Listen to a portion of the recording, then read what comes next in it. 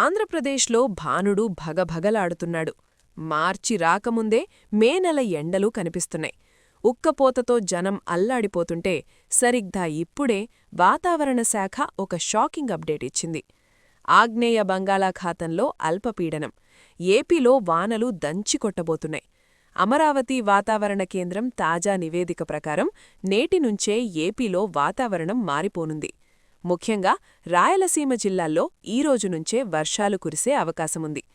అటు రేపట్నుంచి దక్షిణ తీర ప్రాంత జిల్లాల్లో కూడా చినుకులు పడతాయని అధికారులు హెచ్చరిస్తున్నారు. ఒకవైపు వేడిగాలులు, మరోవైపు అల్పపీడన ప్రభావంతో కురిసే వర్షాలు వెరసి ఏపీ వాతావరణం అస్థిరంగా మారింది. ఇప్పటికే చలి పూర్తిగా కనుమరుగైంది. పగటి ఉష్ణోగ్రతలు రికార్డ్ స్థాయిలో నమోదవుతున్నాయి. జనం బయటకు రావాలంటేనే భయపడుతున్నారు.